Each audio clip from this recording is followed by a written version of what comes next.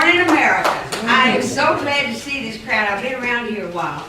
And I'm telling you that this is absolutely overwhelming. And one of the things we've been worried about is that Americans really understand what's happening here. And thanks to all of you, the people that you represent from these wonderful groups that Rosa mentioned, from the labor movement's doing such a wonderful job, and for those of you in the press who attended this morning, you have my abject thanks.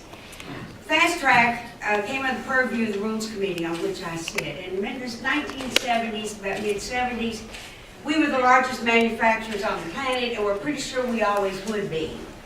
And that's when they decided that they would let the executive department, the president, determine the trade bills or write the trade agreements, and that we wouldn't bother with them in Congress. We would simply never go to a committee meeting with any of it. Just write the trade bill, you all sign off on it, send it up here, and we'll vote yes or no.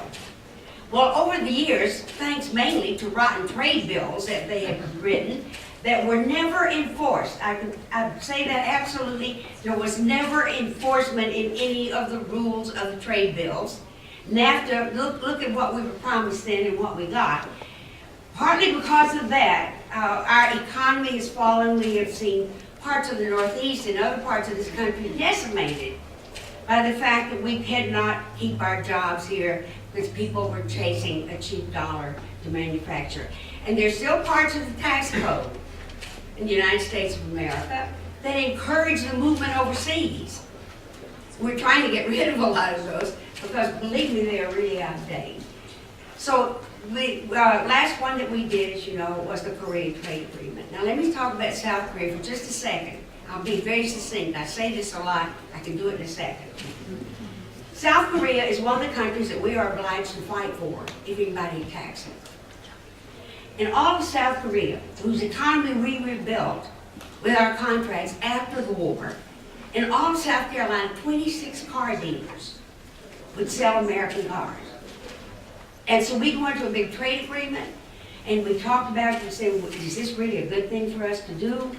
I stopped voting for trade agreements a long time ago because I knew that nobody in Rochester sent me down here to send away jobs.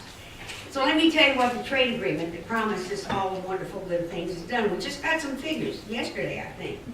The new Korean trade agreement last month was the absolute worst trade agreement we'd ever had with Korea. It used to be much more balanced before we signed the agreement. We lost $2.8 billion in a single month that we transferred to Korea. Think about that. They're still not buying anything from us. So what we have to have, if we're going to do the trade bill here, and all of us believe in trade, our manufacturers have to have a place to sell their goods, and we know that. But we don't want any more free trade. We want fair trade.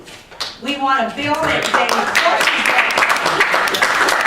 And we are introducing a bill to do just that. We're taking trade enforcement and putting it into the Labor Department and away from the people who wrote the trade bill, who never, after they write it, I'm confident, ever look at it again.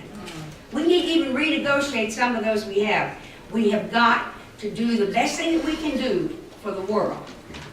The best thing we can give them is not our job, but a strong economy here so that we can be helpful to the rest of the world and help lift them up, which is what we intended to do, but we never, ever should have given away our total economy.